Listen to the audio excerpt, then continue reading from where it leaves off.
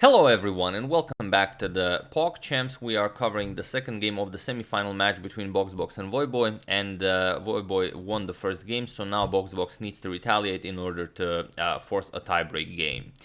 So without further ado, let's check it out. BoxBox opens with e4 and we have d6 from Voyboy. He goes for the Pirc Defense and now knight to c3. We have knight to f6 and g3 now. This is the setup like we mentioned in the previous video where BoxBox had the white pieces. He always goes for this setup pretty much regardless of what black plays. So here we have e5. Expanding in the center, and the bishop to g2. We have g6, Voyboy also wants to fianchetto his dark square bishop, and knight g to e2 now, preparing castles, and the knight from e2 will do nicely to support the f4 pawn push. So bishop g7, and both players castle now. We have castles, and d3 now, opening up the dark square bishop, so maybe bishop to g5 will be an idea next. This is actually played quite a lot. c6 is the main idea here, but here Voyboy goes for h6. He takes away the g5 square from BoxBox bishop, and it is already as of move 7 that we have a completely new game. So BoxBox continues with his plan. We have f4, striking against the center, and we have e captures on f4. We have g captures on f4 now. The knight could also capture, also the bishop could capture. However, BoxBox doesn't mind opening up his king a little bit as he wants to continue pushing those pawns and attacking. So bishop to g4, and now comes h3, and now this was a very interesting and also a very tricky move, because now you're basically forcing the bishop to go back. If you don't do that, if you play something else like bishop to h5, which is what Voyboy did, you allow white to go for this double attack with e5, and now the knight is attacked and also the b7 pawn is under attack. So here we have knight back to h7 by Voyboy, and now comes bishop captures on b7. So here white will win the exchange. We have knight to d7 and bishop captures on a8. We have queen captures, and white is now up the exchange, but his king is a little bit wide open, and with the queen controlling this diagonal and this bishop nicely controlling this one, white is missing the g pawn. Black does have some compensation for the sacrificed exchange. So here d4 is definitely the way to go. You want to add more defense to the e5 pawn. However, BoxBox decides to sacrifice this pawn and go for development and sort of an attack. So bishop to e3, he gives up the e5 pawn, d captures on e5, and now queen to d2. So here Voyboy trades on f4, we have captures, and now it does make sense. You want to grab this bishop here, force black to capture, and then eliminate the h6 pawn as well, and kind of completely open up the black king. However, here Voyboy finds the excellent bishop to f3, and the bishop is very safe there. The queen is guarding it, and you also might have some ideas in the future, maybe going bishop to h1 followed by queen to g2 if possible. So rook to f2, BoxBox adds more protection to the g2 square and also prepares rook 8 to f1 to add more rooks into the attack. So g5, Voyboy now starts expanding on the king side as well. g5 is coming, f5, and so on. So knight f to e2, and here comes f5. So that's a very nice expansion on the king side. However, rook 8 to f1, just bringing another rook into the game, now threatening to just pick up this bishop. So bishop to h1, just getting the bishop out of harm's way, and if this rook, for example, ever moves, then queen to g2 will be checkmate. So bishop to d4, BoxBox is still up material, so it's natural that he wants to trade pieces. We have f4, Voyboy continues pushing, and now bishop captures on g7.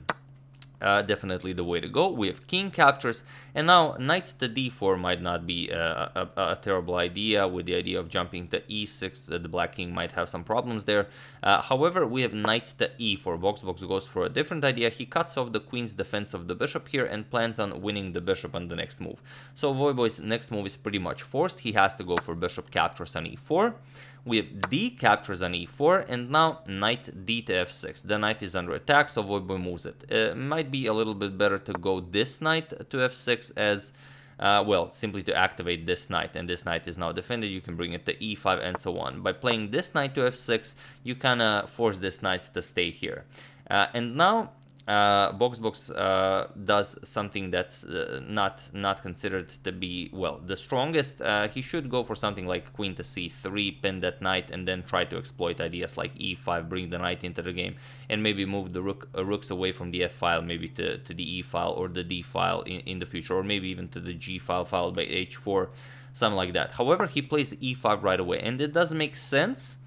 But also doesn't, because you attack the defender of the d7 square. You want to go queen to d7 check. The problem is knight to e4 comes with a double attack on both the queen and the rook. So here he does get his queen to d7 check, but now rook to f7, and now both the queen and the rook here are under attack. And what you probably should, sorry, that was a mouse slip. What you should do here is bring the queen back, give back your exchange with knight captures, rook captures, and then the game continues with material on the board being exactly equal. However, BoxBox said, okay, since you sacrificed your queen in the previous game, I will now sacrifice my queen in this one. And he goes for e6. And it's not a very convincing move, since it's not all that clear how you will continue this. So Voyboy just captures it, rook captures on d7, we have e captures on d7, and now he also wins one of the rooks with knight captures. So king captures, and now we see BoxBox idea. He wants to play rook to d1, defend his pawn, somehow get this knight over to c6, let's say, or e6, and from there the knight will be able to also guard the d8 square. So that's the plan. So Voyboy immediately covers the d8 square, blocks the pawn, and now of course attacks the d7 pawn. So rook to d1, attacking the d7 pawn, and now knight to f6. And here it becomes clear that the d7 pawn will not you will not be able to defend it. Like I said, if you could somehow bring your knight over here, then it'd be great, but for the moment you can. Or rather, BoxBox tries. He goes knight to d4 with the threat of just knight e6 check. For example, if knight captures, this will pick up the queen. However, Voyboy just goes queen captures on d4. And now the problem is, you can't really move the knight because the rook is hanging here. So BoxBox tried one more last resort trick to try and throw Voyboy out off his guard with knight to f5 check. Now if the king moves, you can just pick up the queen. However, Voyboy just captured on f5, and now it's a queen and knight against the rook. So it was in this position on move 31 that BoxBox resigned the game, and Voyboy wins their semi-final match, which means that Voyboy goes into the finals where he will play against the mighty Hutch. And also, for your entertainment, I found a nice clash in the top lane between Voyboy and BoxBox that really kind of depicts what happened in this game in pretty much in 10 seconds. So here it is.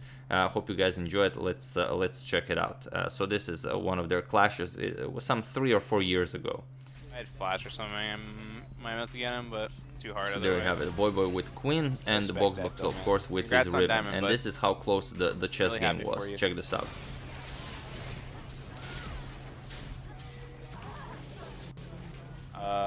Easy, baby. Yeah, so there we have it. Really, really close, but in the end, Voyboy prevailed. So, and also, that's why I used that for the title of the video. I do hope you enjoyed it. I would like to thank Nc3 Investments, Tanner Levia, Mohamed Amri, Mario Encinosa, and Mark Madsen for your contribution to my channel. Thank you a lot, I really appreciate it. As usual, you can check 2 of my previous videos here. Thank you for watching, and I will see you soon. Continuing the coverage of the Pogchamps, we will probably cover the final match, of course. Continuing the Polymorphy saga, checking up on your wonderful suggestions, and whatever else happens in the chess world. And do join the arena today. It is Friday, so as usual, we will have a nice arena on Lichess. So, see you soon, guys, and thanks a lot.